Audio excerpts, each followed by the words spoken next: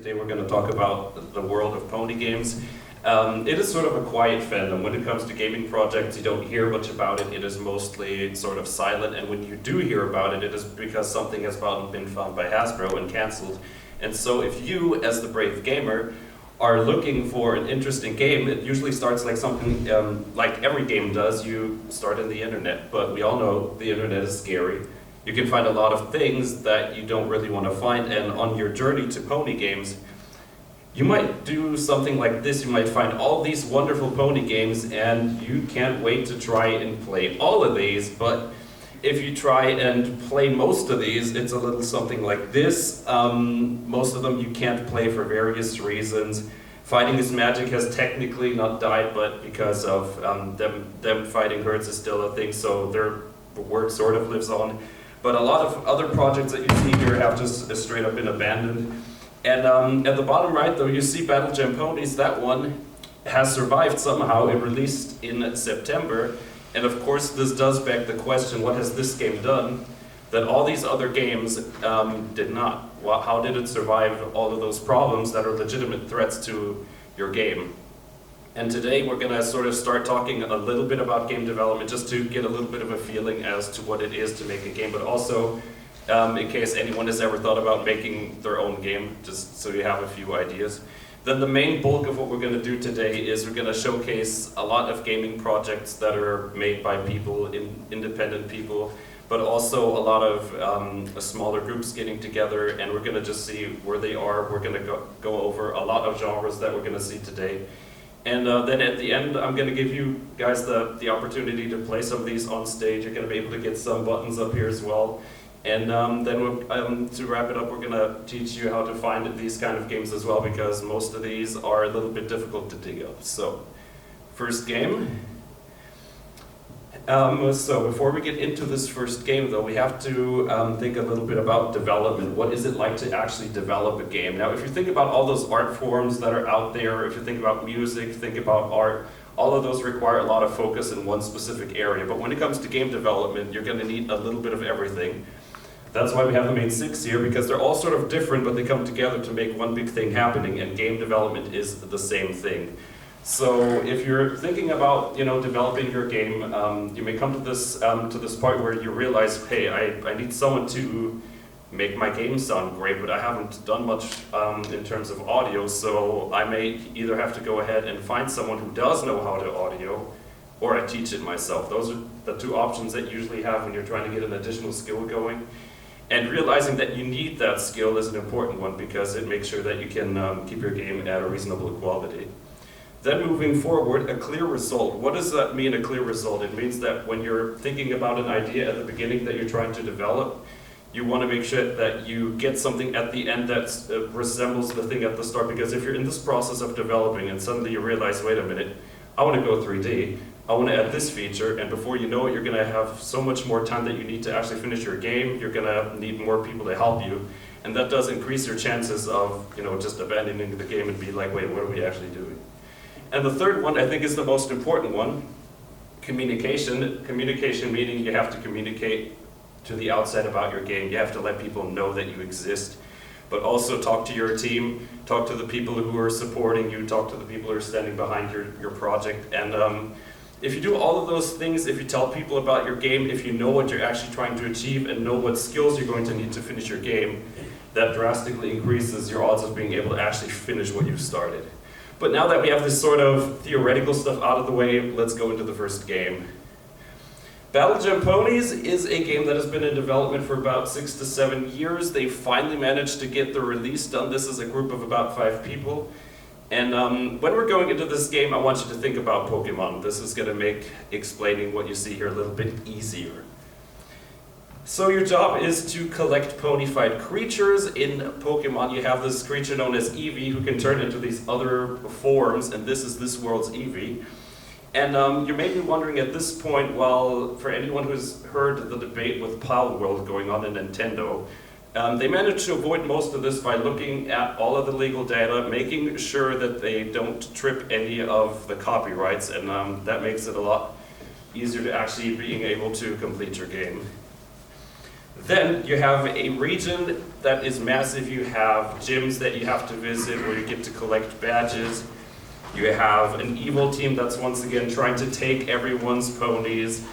And you have legendaries to catch as well. So a lot of these familiar things that you know from that certain game where you collect creatures with balls is going to be found there. But at this point you're wondering, well, if it's that easy, isn't it just going to be like super easy to play for me if I've already played Pokemon? Well, that is not the case, because the battle system has been revamped entirely. You have new types, you have different ways that you actually fight with ponies. So you have energy to worry about now, you have different types, so all of your moves can have multiple types now, and that does increase the complexity of what you're actually playing. And it also keeps it interesting for both veterans and new players to actually get into the game. And right now what makes this game so special is you can actually get this one on mobile and desktop as well for the price of a coffee. And let's take a look at some gameplay. Yeah, come on. So you have this feature with your pony actually following you, which is also kind of adorable. And here we're gonna take a look at the battle system a little bit in depthly. We get to see the wonderful models. I think those do look pretty adorable. And yes, this is the kind of stuff that takes years to make, and making sure that it all works nicely.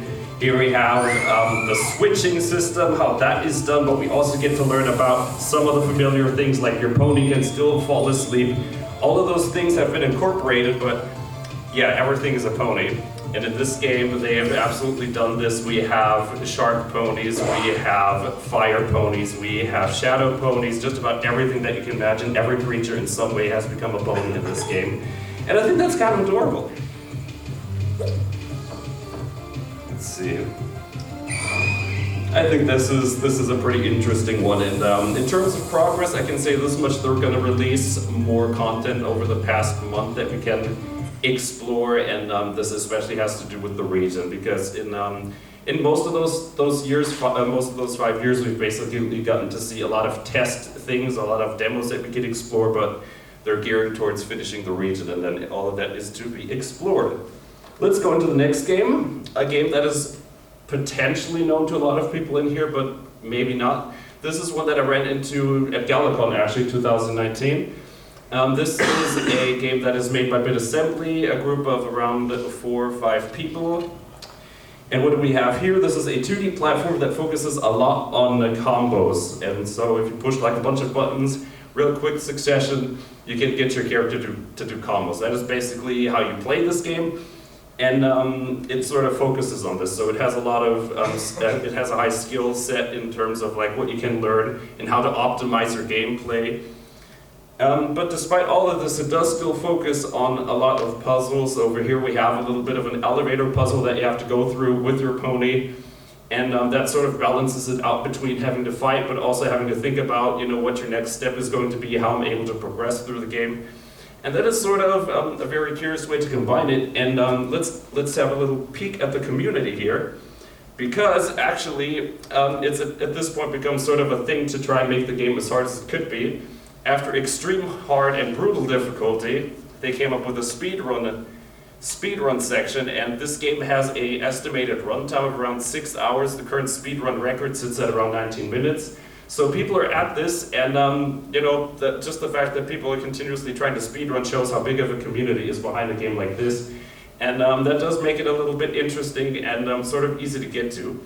Now we're going to take a look at a little bit of gameplay, and we're going to get to see some of the nuances about this game, because there is a sequel to this that we're going to see in a moment. Here we go.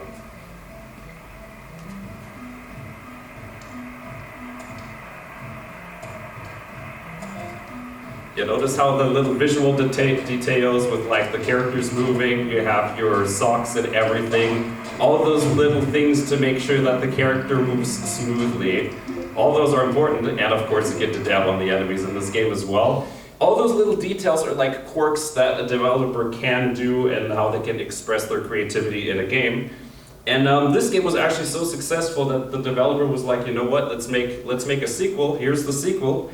sequel is called Run-A-Naida, and this game actually is sort of in the same area. It is still sort of focusing on this combat aspect, but because of all the things that they have done in the previous game, they've of course learned things. They've learned ways to optimize the game, to make the game a little bit more appealing. And we're going to take a look at some gameplay, and you get to see some comparison between what we've just seen and how this game has done things differently.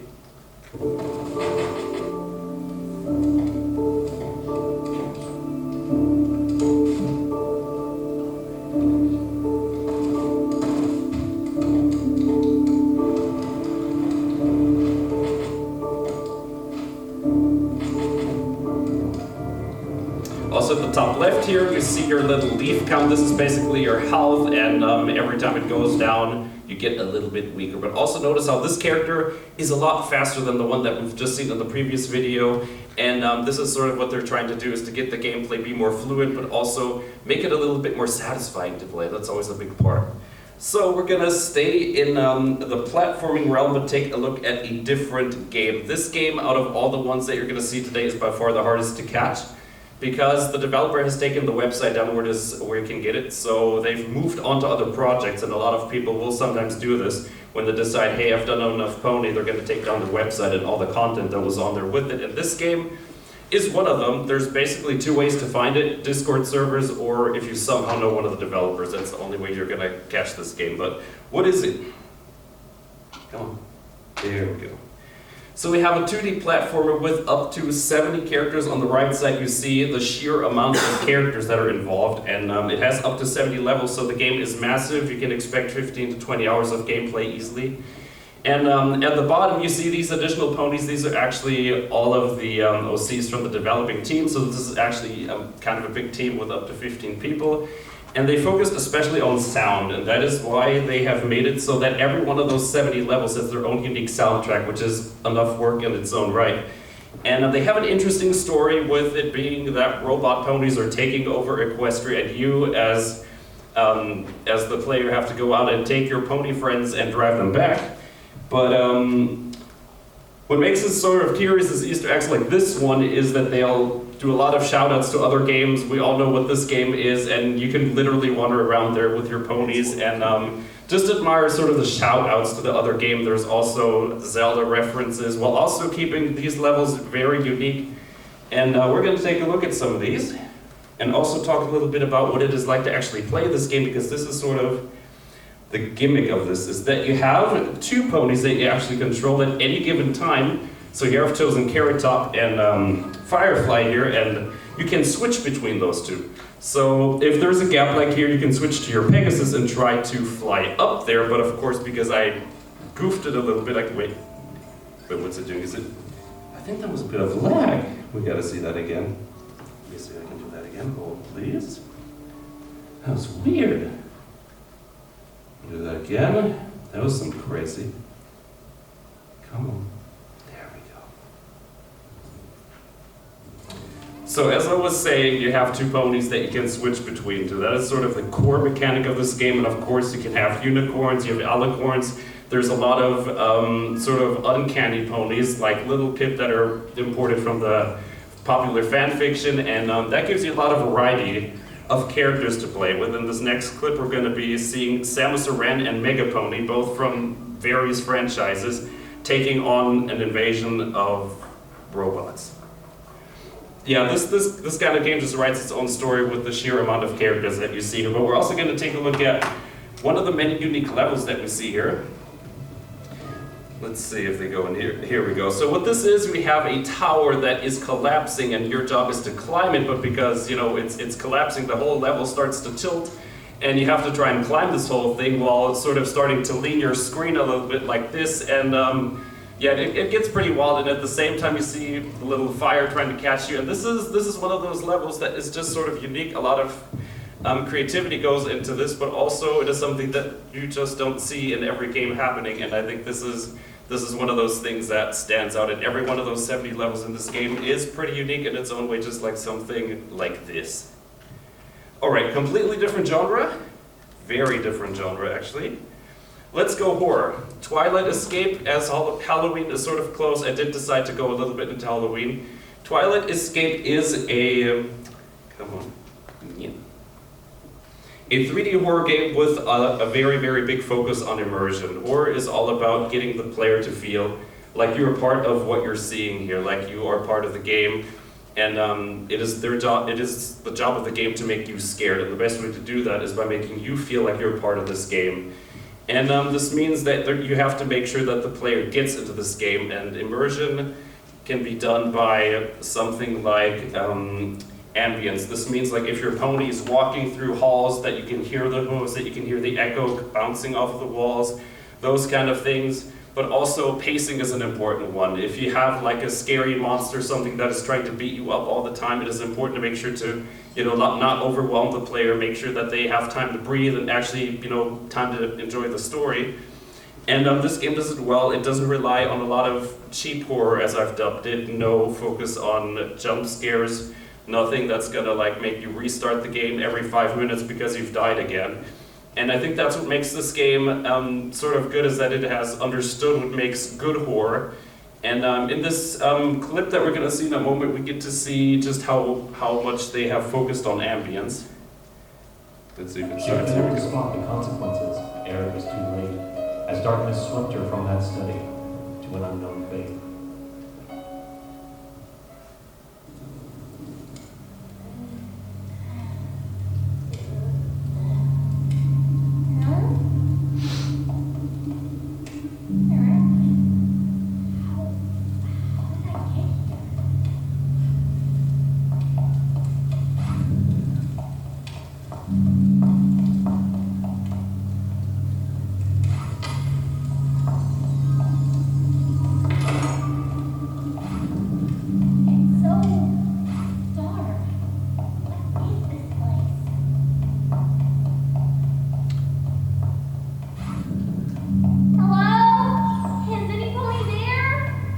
And you notice the difference in voice between her talking to herself versus calling out to someone else. All those little details add up to the experience. And over here, we see sort of the evil creature that you're basically playing against. That is basically looking a little bit like Ghastly, so it's not some gory looking thing. It just purely focuses on a scary experience, and this game has done it really well. But game development to me is its own form of art, and this interpretation of 3D, Twilight Sparkle, and horror is also something that this next game is taking a peek at, but has its own entirely different interpretation in what is called Twilight's Nightmare. This game has a very different kind of horror. It is a little bit more Halloween oriented. As we see here, we have something like the pumpkins, and this game sort of began as a side project. This is done by a team that is focusing on something Fallout Equestria, and they just started this as sort of a side project for a game jam, but apparently it became popular and people wanted to see more, so here we are. And what makes this one so curious is it is more funny humor. Like if anyone has ever played Luigi's Mansion, that kind of horror is what you're gonna be expecting here. So it is a little bit more tame, it is a little less scary, but still it totally fascinates you with all of the magic that you would expect from a Halloween themed game. And curiously enough, they're at the sort of stage where they're like, are we good enough to continue? Well, let's see if you can judge for yourself if you think they should continue.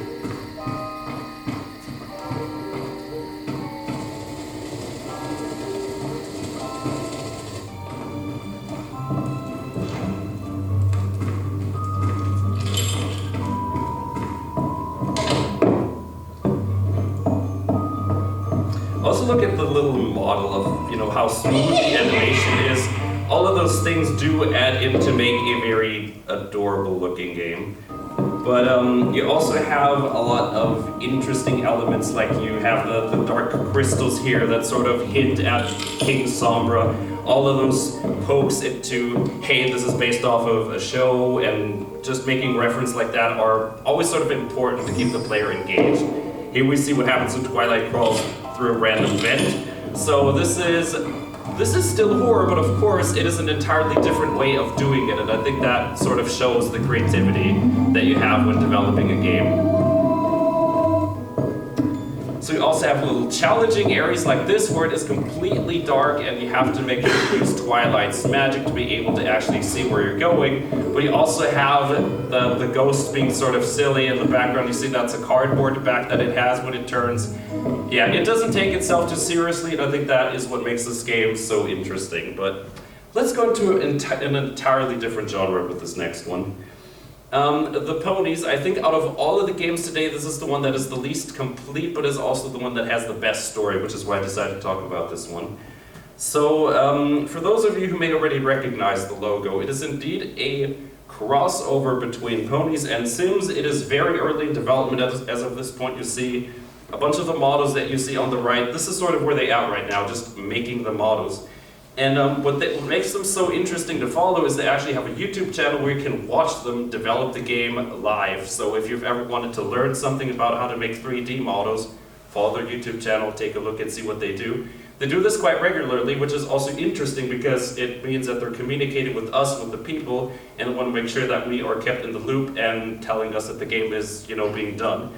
And if you're this early in a game, it is all about humble beginnings. Right now they're in this stage where they're making a lot of props. Something simple like this sink, well, this is something that can take a couple of weeks to do, and especially because it is animated, it has something where it like fills up with water. All these little details need to be made, and that takes a lot of time. And what makes this one so curious and what it has done, it is that The Sims is a popular franchise, and of course it has this issue of bringing people who know the game and people who don't know the game together and keeping it simple. And if you take a look at this interface, it is not too complicated. It just gets very simple, so people who are not so familiar with this kind of game are going to have an easier time getting into it. And we're going to take a look at some of the footage, but there is not that much footage to look at. Instead, this is sort of a feature that you have on their website, and that is you have the ability to see the models that they're working on right now. And this is sort of done as a slideshow that you can interact with. So you can go ahead and choose something like this clock that I've chosen here at the beginning. This is a pony themed clock because the sun and the moon are important to ponies, and so they've made something like this, but you can drag them, you can move them around, take a look at these models from different angles. Here we have a pony themed room. Again, if you think about 3D models, this has a bunch of them inside of them, and just getting to this point takes a long while, but I do think these do look kind of well in this sort of environment. We even have a cannibal-themed room going on as well. All of those props going together really nicely, and I think that doesn't make it seem like they have sort of understood Pony, that they have understood the show, what it is all about. Here we see a snow globe that is themed around ponies, so that is also something sort of curious, but ultimately this game is sort of inspired by almost an accident, I want to say. And that is that this game is actually sort of started by an animated show. This is The Ponies, not to be confused with the game. This was started by Yu Takeledai, and he is an animator, and he made an animation that was so good that people started messaging him in the comments, be like, where's the download link? There was no game. 4 years later, people were like, let's make a game. And here we are today. We are very close to being able to getting something that you can download. And if you take a look at this, they started development in 2017. That is about 7 to 8 years just to get to this beginning point. It takes a long while to make something like this, and it's going to be interesting to see where they go. They have their own website and everything, so they're really serious about this one, and that's usually a good sign that people are going to be able to finish their game. But let's go into yet another genre. I wasn't going to be able to get past Fallout without talking about pony games. Fallout: A Quest for Remains is the one I'm going to talk about. Of course, there is many Fallout-themed games out there, but this is the one people know the least about, I feel.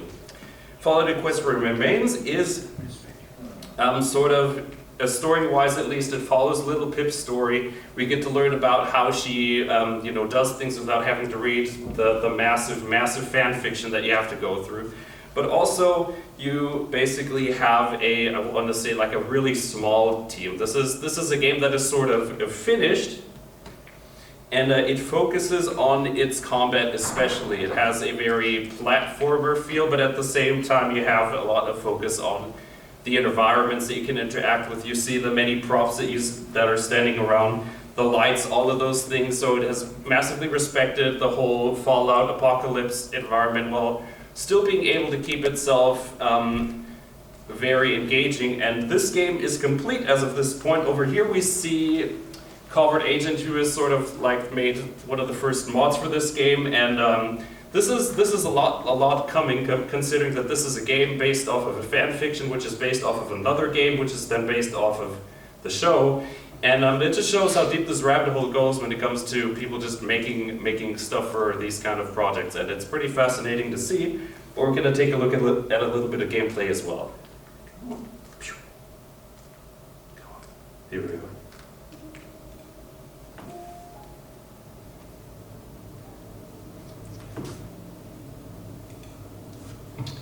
Here we see sort of the beginning section as you begin. It is sort of ominous. You have lost your memory. That is where this begins. But we also get to learn a lot about the other factions that are involved, like Zebras. Then here we have other popular characters from this franchise, Valorant, Remedy, all of those make an appearance. But combat is sort of the focus on this. You can decide if you want to use magic, guns, all of those things exist in the game, and you can kind of make it your own while still following sort of the general story of Little Bip. And here we have boss battles are also a very interesting thing. And this game also has a very big, challenging community vibe going on, where people try to outdo themselves. There's a so-called one-life run in this game that basically means if you die once, you have to restart the game from the very beginning, and the total game time is around 15 hours. So it can get pretty high stakes, and I think that is sort of a cool thing, where people just try to engage with the game.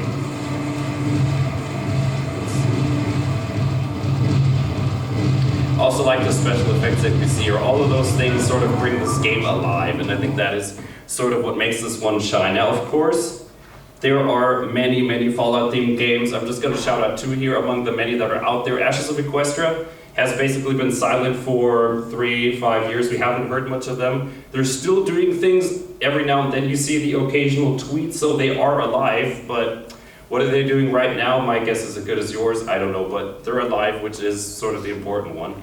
Mega Spell is sort of the new kid on the block. This is sort of a multiplayer game, which is in a different perspective, like you're looking top down onto your character and playing. And this is sort of designed to be like a team game, where one team plays against the other team, and it is still very early development. It's still sort of trying to find itself, but it exists, so I decided it was a good idea to at least mention that it is out there. So let's go into a very different kind of game. This is also one that is based off of a fan fiction, and I think probably the other most familiar fan fiction. Rainbow Factory is something that most people have heard about, and this game has decided to take this as a little bit of inspiration.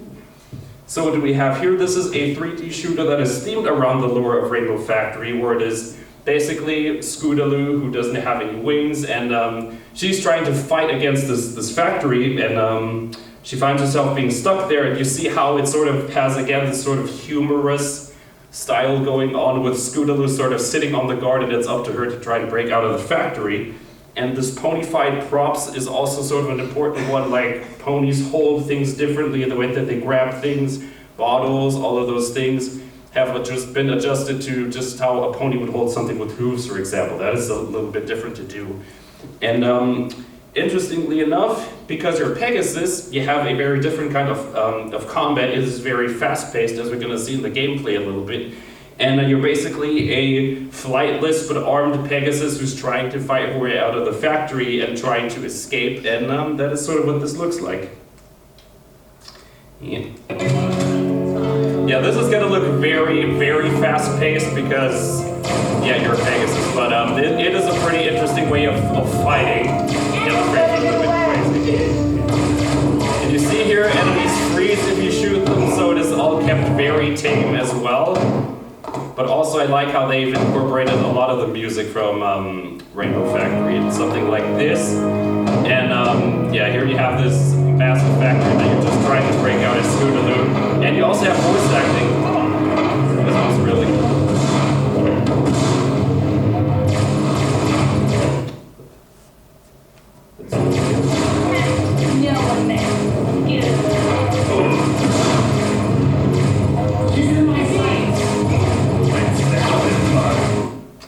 So from violence to totally peaceful game, we're gonna go to the total opposite. Legends of Equestria is, I think, the game on this list that has been out there the longest time. Out of all the problems that we've talked about at the beginning a game can have, this game has had all of that happen at some point, but it's still there. With a total of 12 years, 13 years as of September, it is still there. It is an MMORPG with a massive, massive landscape that you can explore with your ponies. And what is it like to, join this? Who are you in this game? You are, well, you can go ahead and be your OC that you can make. And you can explore this world the pony way, which means you can decide, hey, do I want to become a magician? Do I want to be good at making armor? Do I want to become a herbalist? All those things. You can decide a little bit like the role-playing that we've just seen on stage at the opening ceremony, but also it emphasizes community. That is an important one because the M in MMORPG stands for multiplayer, and that is why this game is very much focused on getting a lot of people together, and it does so successfully even after 12 years. This is about 70 to 80 people, and they just got together for the 7-year anniversary, which was last year. So you still have a lot of people out there, and it is pretty impressive to see them, still being this strong after 11 years, and the best way to emphasize how important it is that you have a community that's following your game is something like this, because if those people weren't there, your game will be dead and there's no one playing it. But I think I want to take a look at the gameplay, but before I get into this one, this screen was actually not made by any of the developers, it was actually made by a fan. What they have is sort of a permanent contest, is that you can submit opening screens, and if it's good, they'll put it into the game, and that is also another way to keep people engaged, making sure that people want to be part of this game, and it is a way to bring both developers and the community on one line and keeping the game alive. So look at over here, we have this massive Cloudsdale with the big structures and clouds that you expect here.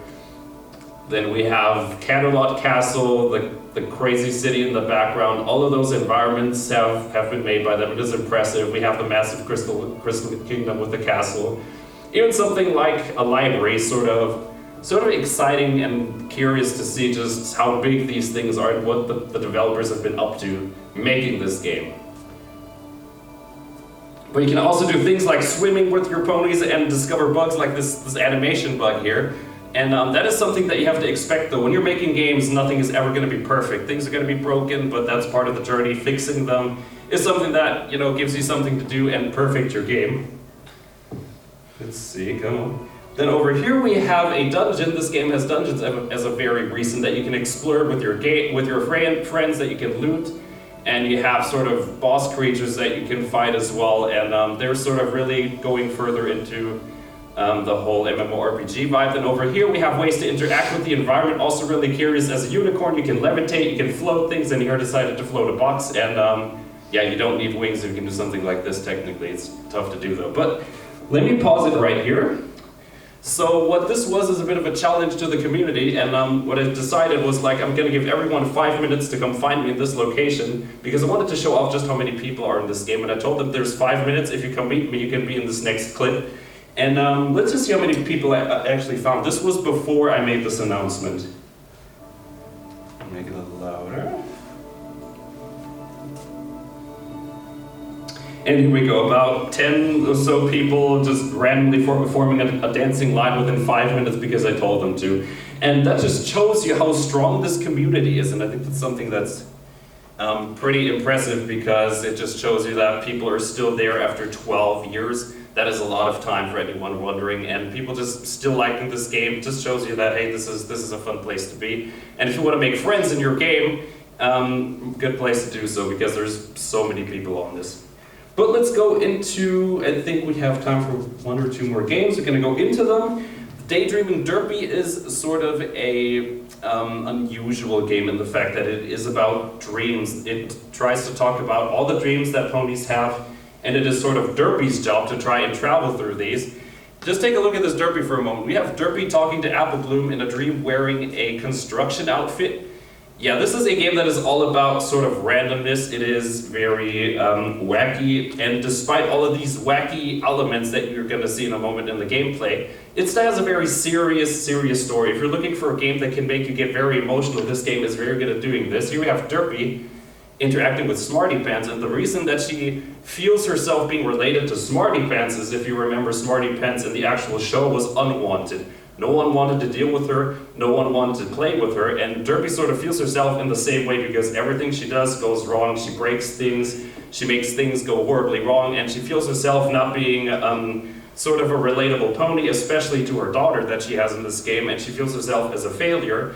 And she's trying to overcome that, and all those sort of struggles that a character can have. They bring this into the game, and I think that makes this game very curious, despite having so many different characters. Here we have all those crazy models. We have around a dozen or so versions of just Derpy to go through. And that just shows you how much content there is. You easily have around 8 to 10 hours of playing through this with the many characters that you see. But we're also going to take a look at some gameplay and take a look at the characters that we get to see here. So this is Derpy's kid. And here it is sort of like about traveling to the other dreams with that balloon that she just climbed into. And here we're climbing into Vinyl Scratch's dream. Here we have Sweetie Belle disguised as a detective.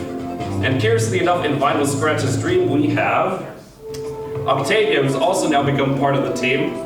And the story here is that basically Vinyl, has the situation with the roommate of being Octavia and expressing her feelings towards her, but because that is sort of difficult to do, she finds herself in sort of an awkward way where she's trying to live side by side without being too awkward about it. You also have this wacky combat style with tripping, hitting someone with a cello, all of those things being sort of moves in the game, and that just sort of contributes to the silliness of this game. All this storytelling and silly combat, putting that together makes for a very interesting little game.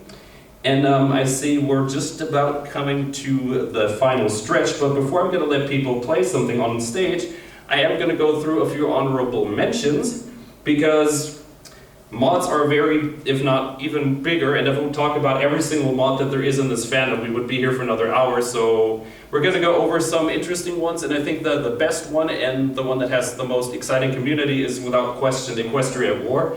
Equestria at War is it also has a little bit of a record when it comes to Discord servers, and that is that the Discord server themed around ponies that has the most followers is actually the Discord server related to this game. And yeah, if you take a look at the art that we see here, all of that is drawn by the team. They have also a lot of contests. They have big lore where people can submit lore. You can spend hours just reading through the text that all of these ponies and factions are going through. Equestria at War is a mod based off of Hearts of Iron 4, which is all about taking over the world, but they have ponified absolutely everything. They have ponified the clothes, they have ponified something like tanks, all of those things have been considered. And that makes for a very unique experience, and curiously enough, more often than not, you're going to run into people who know this mod exists but don't know about the actual base game, even for people who are not from this fandom. And that just speaks about the quality of a mod like this. But even outside of mods, there is in-game creations. What do we mean by that? Something like Roblox, something like Minecraft also. Mixed projects like this come to life. This is the Brohoof project, and their goal was to rebuild all of Equestria in life size in Minecraft. And if you know Minecraft, 1 block is 1 meter, and that just sort of gives you an idea as just to how big something like this is and how much time it takes, how many people it takes to make something like this happen. And word is, they're already planning to do the same thing for Generation 5. Here we have Main Melody, which has also been rebuilt in Minecraft. All of those things take time, and these are also some very interesting projects to follow, but also very easy to get into. Like if you like contributing to projects like this is sort of easy to get into. And the last sort of thing that we have to talk about before we let people come on here and play some of the games is where can you get these kind of games? Discord servers is, I think, the easiest because a lot of developing teams will have their own Discord servers, and it is by far the easiest way to see how they're doing. If they have something you can download, all those things are very easy to find on Discord servers. Equestria Gaming Net is sort of a news website that sort of showcases other games, so their job is basically to find other games You can sometimes find things there, but it is like not the most up-to-date, so there's still a chance they miss something. The Fan Games Wiki is sort of a double-edged sword, because everyone can make an entry in there. So game developers of all sorts can make entries there, of course. This means people can make as many pages as they want, and technically you will sometimes run into things that are like not actually games or that are just like fakes, but at the same time, people with a lot of serious projects will also have their page there. So you have a chance at finding something there. You never know what you're gonna find though. You're gonna have to be a little bit patient. GameJolt and itch.io sort of are in the same boat to me. They are pages where people can publish their own games. You can download them, you can read up about comments, you can also, especially on itch.io, sometimes you have the opportunity to be able to play games in browser without having to download anything, which is also really nice. And what is very curious is actually YouTube as a way to find games is I think the most unusual on here. I haven't listed Google specifically because Google can be inaccurate, can be difficult to find things specifically, but YouTube, if you type in Pony Gaming, you might find a video, and under that video you'll find a description where more often than not you're gonna have a link that leads you directly to the page. You can download things if something is there. And for mods, I say Nexus Mods is probably the easiest because it has just a mod for about any game, Stardew Valley, Starbound that I recently ran into, then also a Fallout 4 if you want mods for that. It has mods for just about every single game that is out there, and if you can't find a mod for a game on this website, there's a good chance it's not been made yet.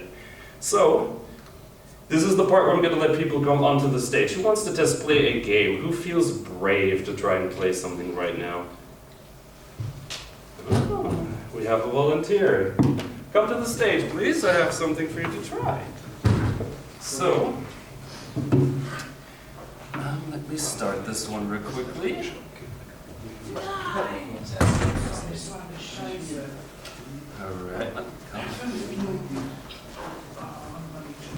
Who starts like help you go for it?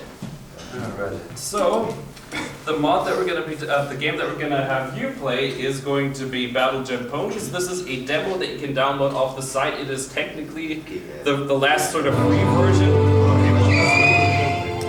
So, let's see, I'm gonna let you can make this full screen, Alt and Enter. What did I do? So, I want you to play a random battle, and if you succeed, you're gonna be getting yourself a button for me, so. I'm gonna race anyways later, so. Alright, let's see if you can beat this random pony. Yeah, you should be able to beat this. Yeah. Unfortunately, no mouse, but this is also been made. So what you do here is you click things, you can choose your pony to do certain actions, you have a bunch of moves, and what this game also does is if you click on a move and then click the question mark, it will tell you what is strong or weak against something, which is also very nice, but just go ahead and pick one. So here it shows you that ice is very effective against this creature here, so see if you can take it out.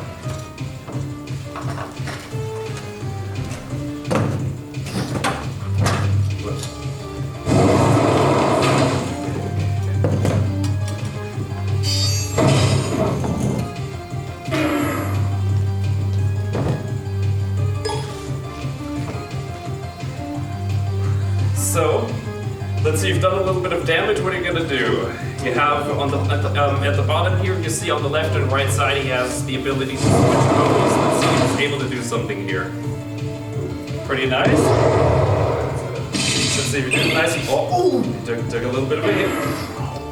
Come on. We believe in you. You can do it. Come on. You can take this one out. Let's see. Come on. Are you kidding me? He survives on a little bit of a crumb of health. Are you kidding me? 6 health. Oh, come on. You can still win this. You can win this. Come on. You got this. Yeah, this enemy is pretty curious in that the longer it stays on the field without dying is the more stats it gets. You need to get rid of it quickly, but it's still alive, so kind of in trouble. But I think you should be able to at least get rid of it here. Nice. Easy. Good one. So 2 enemies remain. Let's see if you can beat them. What? Yes, so all battles in this game are 3 versus 3. Darn it. So, you think it's over that quickly now? It's never that easy. I thought it was like 100 meters. Always small. So you can also switch by clicking fight, and you see. I see. Yeah, and over here you have your little team to work with. So let's see if you want to pick one of the other ones that you want to work with. It's like a duck. Yep, and then you just select the attack, and then it will automatically switch. Oh, you're staying in with it, are you? Let's see. Let's see how you do this one, and you get to see which is bad, and just pick anything. Don't think too much about it. Nothing horrible can happen. Just pick something. One die. You need to click it. Ah. Let's see. I think this is gonna do a lot of damage if you don't die. If you don't die, okay, that's pretty fun. I think you're looking pretty good. If this connects, you should be able to just beat him. Come on. Yeah, this is pretty. I think you got this one in the back. There's a little bit of damage, but you're lowering his defense. Let's see if you can do this quickly. Come on. Okay, just try things out. There's no harm, nothing bad's gonna happen if you fail. Nice stuff. Come on. I might have pretty have to get the button for this one. All right. As soon as if I raise. See, the thing is, I don't know what the last enemy is, and that last enemy could still be bad for you. We'll see. And after this game, we're gonna be, trying another game where I'm also gonna give another person the ability to come on stage and try that one as well. Die. Come on. All right. So this means whenever he switches, he takes damage. Let's see if you can actually beat him up. Let's see if you finish him quickly. Come on. You got this. My defense just rolls a gun. Yep, that's actually good. I'm like building 4 blocks, honestly. Yeah, Diamond Storm might do Diamond Storm. Okay, never mind. Diamond Storm might have been able to beat him there, but that doesn't as well. Let's see what the final enemy is. I think you got this one, but you never know. Yeah, you have this without question. Take him out. Just yeah. take him out. You have this without I'm question. gonna kill him with fire. Yep. Where's the fire? Diamond Storm might be pretty good against this one. Okay. Because Diamond Storm is actually an ice attack and he's very weak against it. Come on. Do it again and he dies. But yeah, this is a game that you can learn. It is very difficult, of course, to get into, especially if you've sort of been familiar with Pokemon up to this point, but just the whole battle system feels a little bit different, but yet still manages to be sort of curious. I think you have this one. Good stuff. Thanks. Nice stuff. Give a round of applause for everyone taking it out yourself. So who wants to play another game? Who feels curious about playing another game that we've seen today? Anyone? Alright. So we have a game for you as well. Let me go out of this one and into the other game today. Let's see if we're times let me actually see if I can leave this one. Yeah, we got like 5 minutes. Yeah, we got 5 minutes. That's perfect. This is going to be the last game. So this is actually the sequel to the game that we've talked about earlier. This is the demo that you can play. So I'm just going to have you come over here again. We have this wonderful chair now that we found somehow in the back. Thanks, volunteer. Good stuff, volunteer. So I want you to go ahead and click play. Just select any of the files and click it. So the story is here that you are sort of fighting winter. That is sort of the lore here. You're the spring pony and you have to do something about making winter go away. Winter wrap-up is not just ponies clearing snow in Ponyville. It is actually you doing this. And whenever you get into a new game, it is all about teaching you the game. It is about getting someone who's never touched it before to being able to actually understand it. So what it does here, it sort of shows you the controls, it starts to teach you these controls. So there's going to be a boss at the end of this as well. If you beat him, you're also going to get a button. Let's see if you can do it. So it teaches you to dodge with K. Very curious. Attack with J. It slowly teaches you the controls. Oh, don't die. Dying is bad. Oh. And also notice how your character feels a little bit slow. The way this game works is the more spring things you do, the more that you get rid of winter, the more abilities you get. So it is also sort of curious in that it involves this mechanic of winter being the main part here. Let's see, you're supposed to be able to climb this one. Let's see if you can make it. Oh, be careful. Very close to dying. Let's see. Yep, if you hold it down, you'll be able to jump a little bit longer. So you see here how there's a bunch of random platforms sticking out of the snow. These will become a little bit more accessible when the snow is gone, but for now your only option is to go left. And also, if this game is at the beginning of where it is, you'll notice that there's sometimes things the game doesn't tell you, but that are very important to know. Yeah, I think you should have climbed the top. Yes. Another interesting thing sometimes is that, not every battle needs to be fought. That is another... Uh-oh. I don't like where you are right now. This is kind of stressy. Come on, you can do it. Nice. Keep going to the left. Okay, we have a few more minutes, but we're going to be able to do this one quickly. So, if you go to the left side, yeah, don't run into him. You have 8 health. You're about to die. So, if you go all the way to the left, there's actually going to be a way to give yourself health. And let's see how that works. So you run into this. Look at this. Something rudimental like this square is just how we save. You can go back to the right, and what the game doesn't tell you, this is one of those moments. If you go to the right where you came from, there was like a spot. You need to drop down actually, just to jump down there. If you hold down and jump, you're able to go through that. Down and jump. See, some of those mechanics, it just doesn't teach you yet. I figured the platform out earlier. There was a nice. There was a part earlier. I think you might have seen that. So at the end of this is the boss. You beat him, you might get a button. If not, well, you tried. You tried. I mean, it's a 50-50 chance. Yeah. You either win or you don't win. Oh, go on. Remember, you can use K to dodge. That helps you. And so here we are at this wonderful boss. Let's see if we can beat this sort of adorable looking creature. Oh. We want to dodge it. Oh. Oh. Come on. Dodge it! No! I'm trying! And you have been defeated, unfortunately, but you will still be able to get your button anyway. Good stuff. Thank you. So, good stuff on you as well.